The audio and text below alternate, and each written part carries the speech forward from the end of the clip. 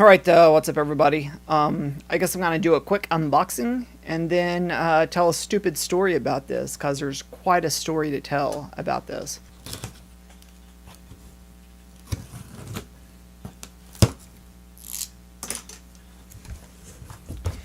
There we go, folks. Got the PlayStation Classic. I love how it says on the cover here, USB AC adapter not included. See back for details. Well, let's see the old back for those details. Wow, there's a lot of details on the back.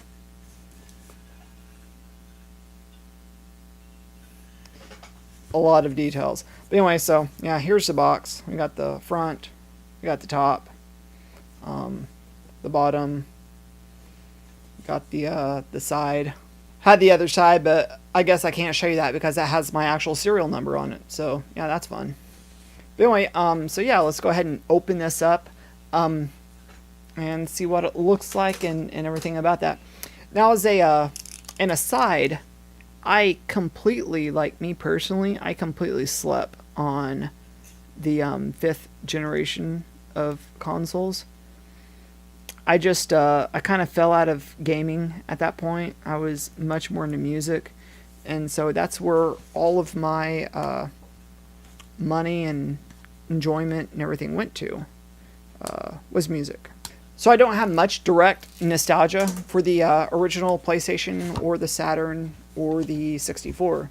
Well, that's a weird box, how it kind of comes open like that.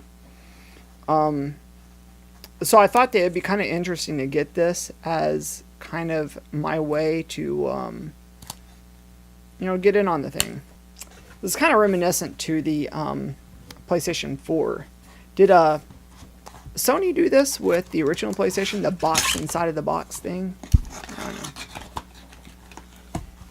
So it looks like we have indications here, instructions and that kind of thing. Yada yada yada.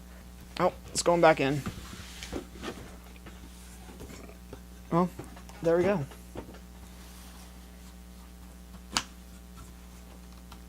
So here is the itty bitty PlayStation console.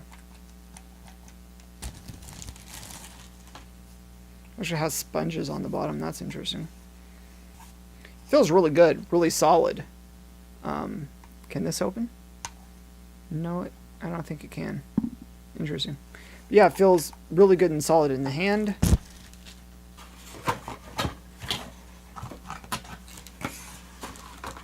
Wow.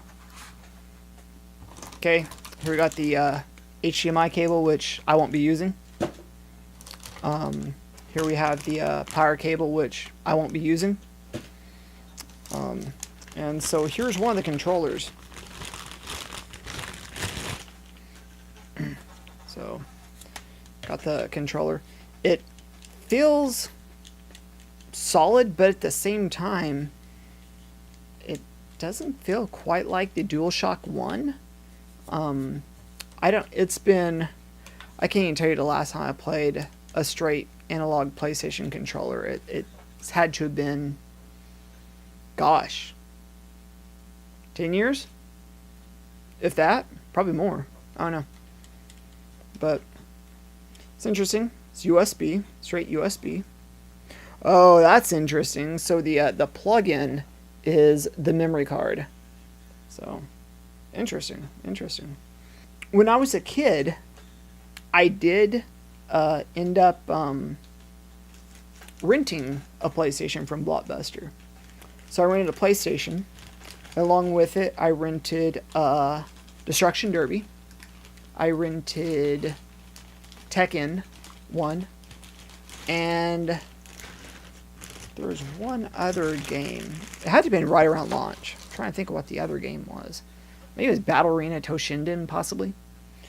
But I freaking love Destruction Derby, guys. So I'm really excited that this thing comes packed, even though it's in 50 Hz PAL format. I like the way this feels. Has a good feel to it, you know. So now I got the sucker tour open. Let's go to the living room, plug it up to the TV, and see exactly how it works.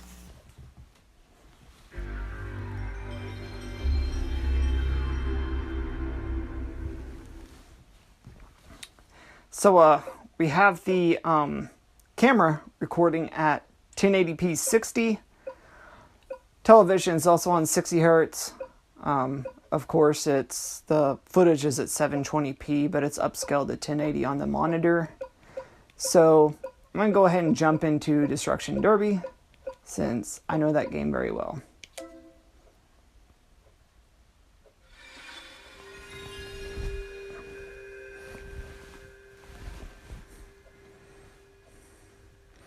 And yeah, I'm just recording it directly off the monitor, so there may be some anomalies here and there, but this should be pretty straightforward. I don't remember there being an anti-piracy warning at the beginning of that game.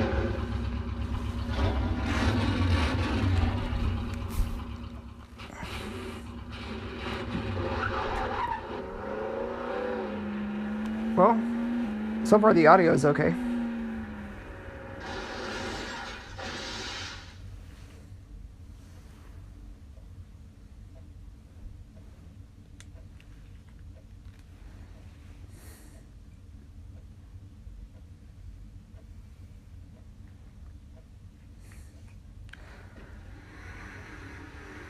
Why is it loading a game that's on a solid state drive?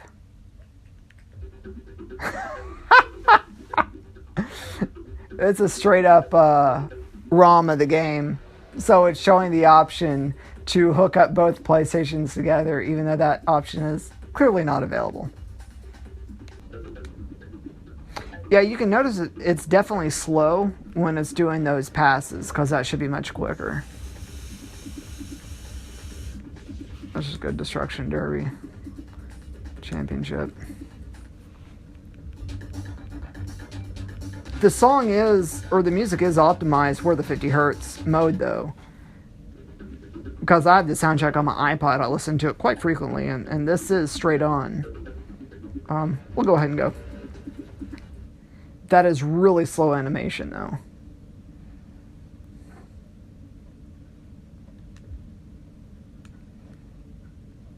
Again, I don't understand why it's loading.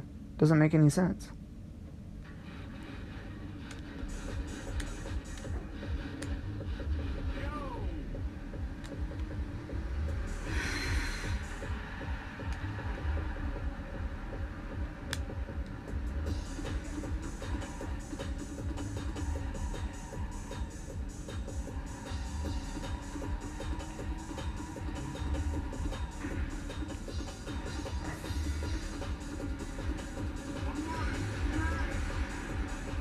I was actually playing this a few days ago. It was probably about a week ago. I scored first place. It was like ridiculous.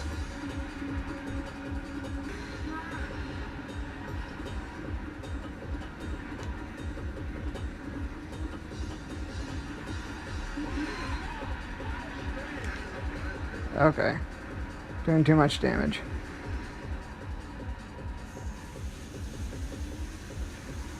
Dang it!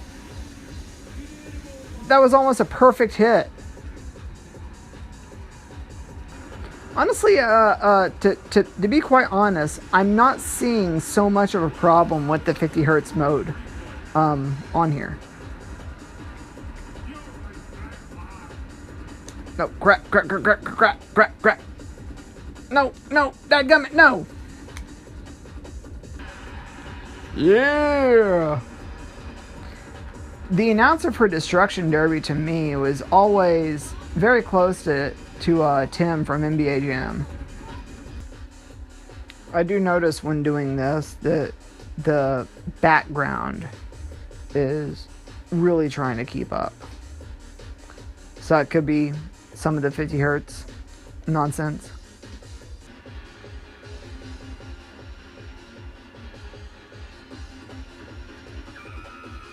Yes.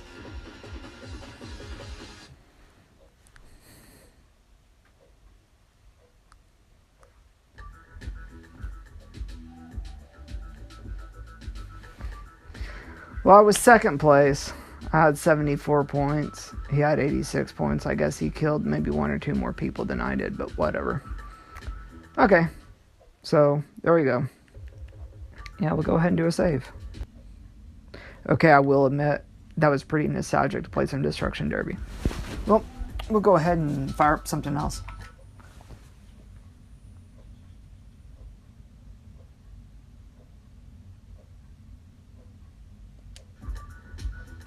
Okay, so if we hit the disc open here, we get this error. You can't change discs in the game. You can only change discs when instructed to do so.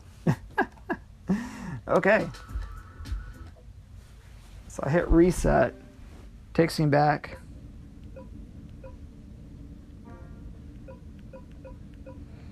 Was another 50 Hertz game Tekken? I was wanting to check that one out. Get Kuma, my man. Okay, guess we'll be playing King. I thought Kuma was on this. Maybe he was on 2. I can't remember. King it is. King versus Nina. Holy cow, that was slow.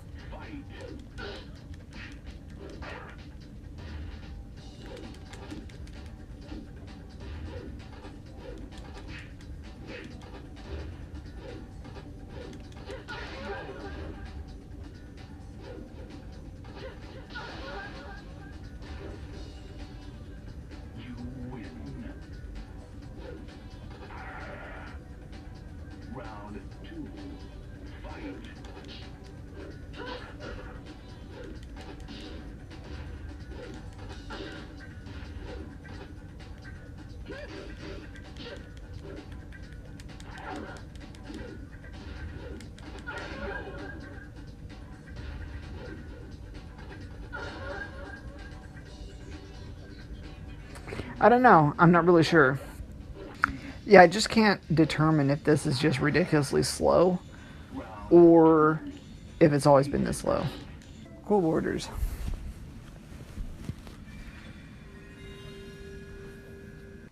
Licensed by Sony Computer Entertainment Europe. It's rich.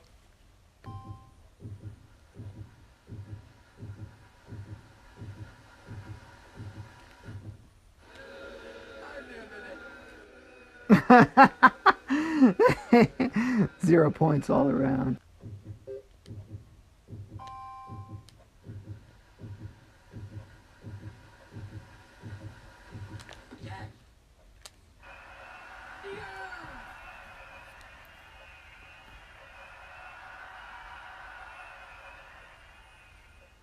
So I guess if it says Sony Computer Entertainment of Europe, it's 50 Hertz. If it's Sony Computer Entertainment of America, it's 60 Hertz. Keep in mind the camera is recording at 60 Hertz anyway, and the TV is outputting at 60 Hertz. So both of them should be in complete sync as far as refresh rate. The problem is with the 50 Hertz if that'll interfere. But we'll be able to see that with Destruction Derby and with Tekken, and I guess with Cool Borders.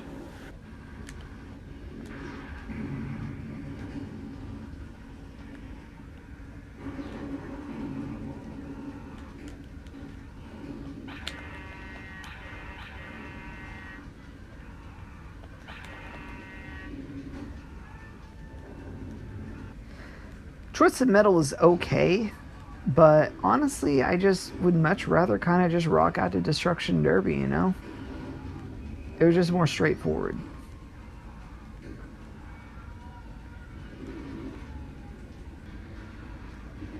You know, honestly, Twisted Metal may have been one of the ones I rented, now that I think about it. So it may have been Destruction Derby, Tekken 1, and Twisted Metal. That may have actually been it.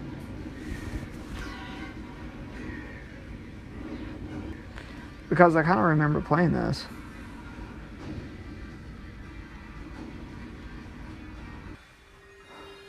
What I think is kind of funny about this is you're supposed to hit the disc open to change games. But when I hit disc open, it said I had to hit reset to change games. That's just kind of weird. Little observation I made there.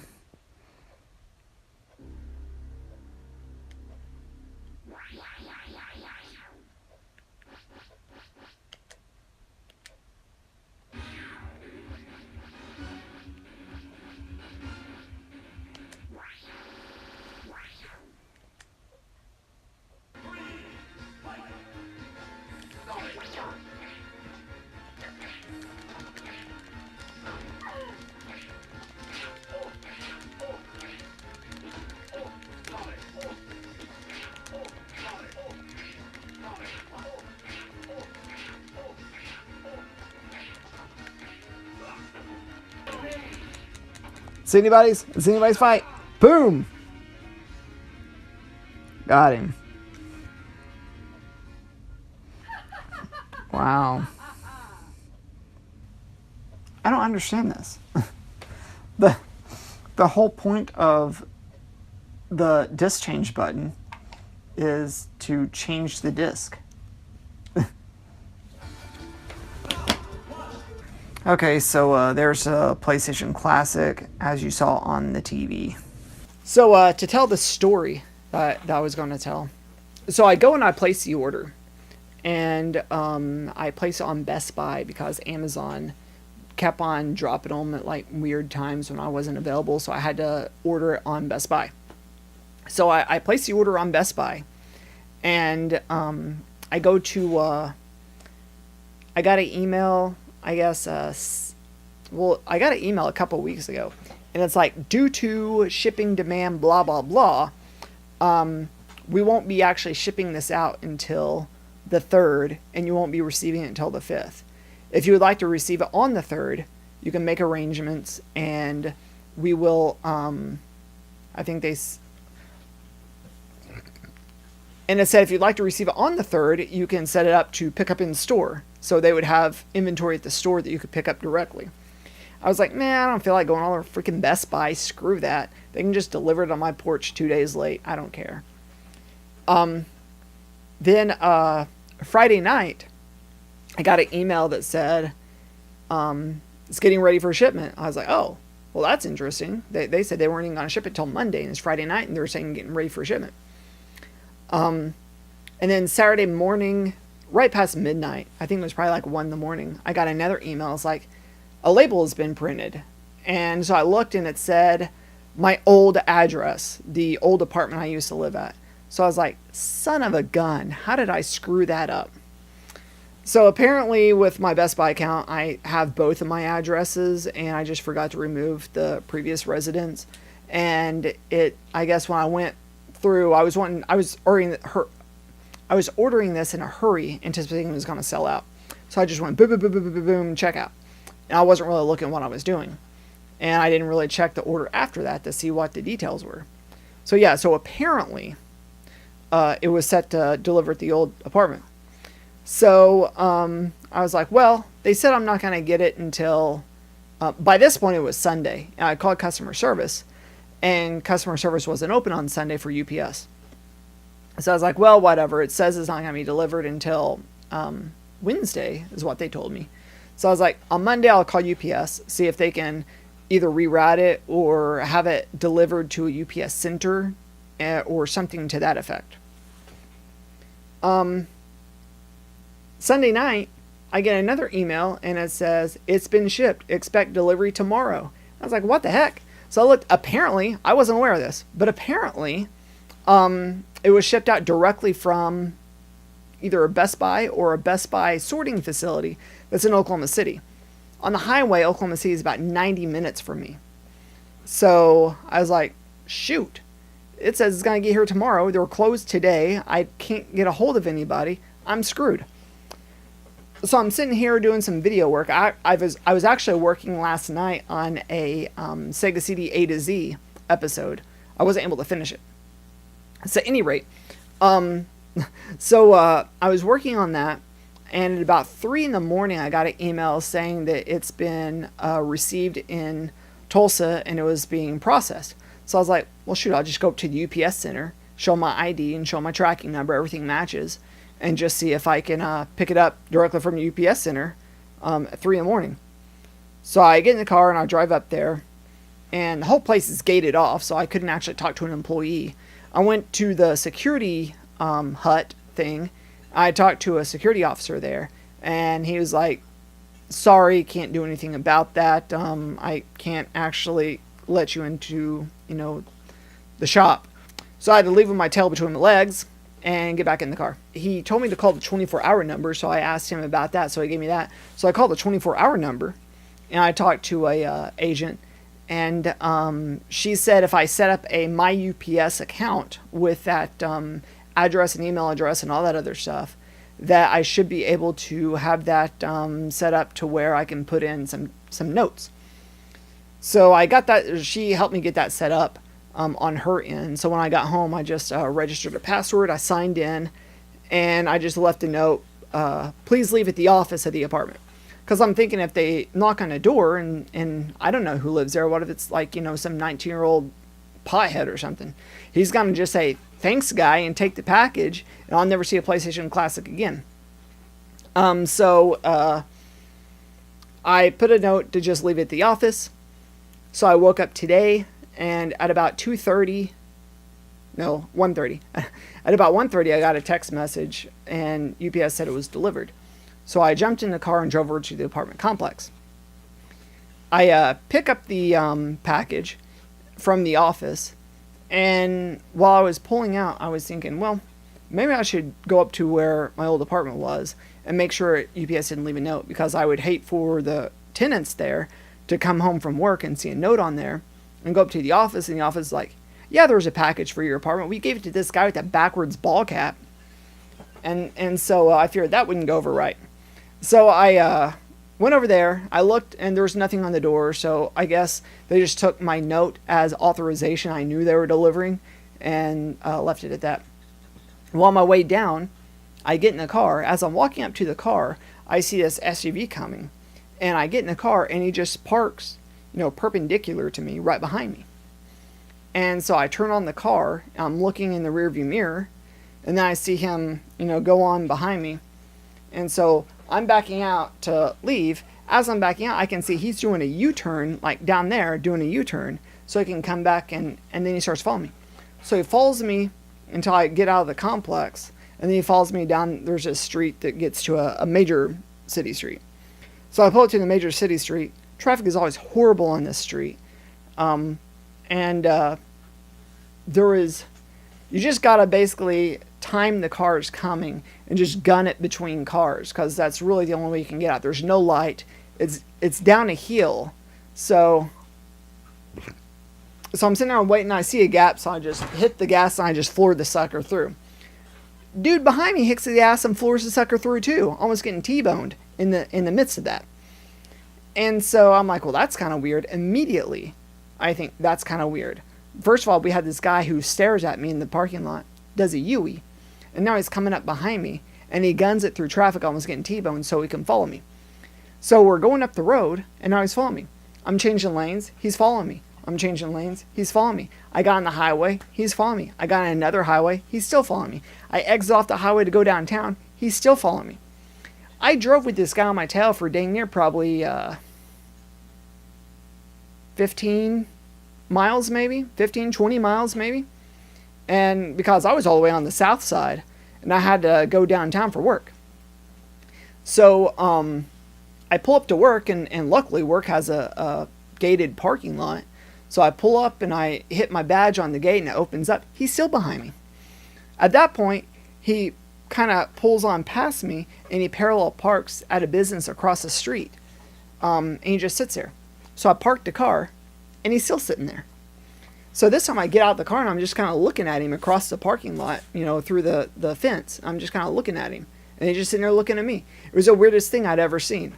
And so I kind of walk around the car a couple of times. I'm like, this is kind of weird. So I get in the car because it was kind of cold. And then I notice he goes on. So I get out the car. He didn't go on. He just went up a little bit and kind of tried to tuck his truck into an alley. I'm like, I can see her. He was driving like an Escalator. I mean, we're talking a huge SUV. He was driving, it was a Chevy. I can't remember what the biggest Chevy SUV is, but it was a ginormous white SUV. A Chevy of some sort. So he's sitting over, it was like a Suburban. We're talking huge. Anyway, so he's sitting over here in the alley, and I'm still looking at him, and he's still looking at me, and I get out of the car. I'm just looking at him. I'm thinking, this is the weirdest thing ever. And then I see after probably 5 minutes, I'm just pacing around the car. He eventually just goes and goes north and leaves. So I was like, well, that was weird. So I go and I go inside. I set up my station at work, and now I'm thinking, well, I'm just going to go back out and see, what's going on. So I go back out, and I walk all the way to the very end of the parking lot. I see that he actually just went even further up, and he parked in the grass where a park is. And he's just sitting there. Basically, he's so far away, and there's so many obstructions between me and him. All I can see is the side of his truck. And while doing this, he moves again to where all I can see is just his back quarter panel, and that's it. Basically, all I could see was his tailpipe, essentially. So at this point, I'm like, this is just bizarre. So I was like, I'm going to call the cops. So I called 911. I'm talking to them, and I'm like, there's this crazy dude. He followed me all the way from Southtown, all the way to downtown, on the highways, changing lanes. And he's been sitting across from work for now 30 minutes, just staring at my car. I don't have any idea what's going on. And so they're like, well, we'll send an officer. I was like, well, great. So I just sat out there and I kept on staring at him because I'm like, well, if an officer comes, I want to have a visual. So I see several minutes pass, probably about 8 minutes. You know, when seconds count, officers are minutes away. Anyway, so I think he either got tired of waiting to see. I don't know if he thought that I was going to exit back out, but it's a one-way gate, so there's no exiting traffic. It's only entering traffic. So I guess he thought that I was going to exit, which I wasn't because I'm at work. So he just goes south and drives right past. I notice as he's driving past, the police officer is coming up. So the police officer catches him, and I'm sitting, the parking lot's elevated. So it's like our place of employment's on a slope. And so the parking lot is essentially on the second story. So the parking lot's elevated. So I basically have a bird's eye view of him driving past. And the cop coming, I'm pointing at the guy. I'm like, that's the guy, that's the guy. So the cop does a U-ey and goes after him and pulls him over. At that point, I'm like, well, I got to go to work. So I just go inside. About 10 minutes later, officer calls me, and he's like, hey, this is Officer So-and-so with Tulsa Police Department. I was wanting to know what's your side of this story. So I told him what happened, and he was like, oh, okay. Well, I was talking to him, and he said that he was coming home, and apparently he lived right next door to where you used to live, and when he saw you coming out, he thought it looked suspicious. And so I guess he decided he was going to follow me for 20 miles to downtown to where I work because I looked suspicious. And the officer said at that point he saw that you went to work, so he kind of just realized it was probably mistaken identity or something like that. I'm thinking, well, that sounds good in theory, but the dude sat across the street for 30 minutes watching me. I don't know. It was just the most bizarre thing ever. I don't think the cop did anything. At least he took his information, so it's on file if I end up getting murdered tomorrow or something. But I just thought it was the most bizarre thing ever. All that said, just so I can get this stupid thing, which also talking to my friend, apparently this is not hackable because the USB thing, he said after some hackers did a teardown, they found out that this is strictly for power, that there's no data carrier on this cable. So there's no way to send or receive data information on the USB port. And he said the same thing with the front USB ports as well. There's no way to send or receive data on the front USB ports. So I don't know what we're supposed to do with that. Apparently, this sucker is going to require a hardware mod for you to even be able to mod this stupid thing. So that really irritates me because I was looking forward to taking all the trash games off here and putting some good games on here instead. Like Jak and Daxter or Spyro the Originals or Crash Bandicoot the Originals or something like that. But apparently we're not going to be putting anything on this. But I guess that's all I have to say. So thanks for watching and peace out.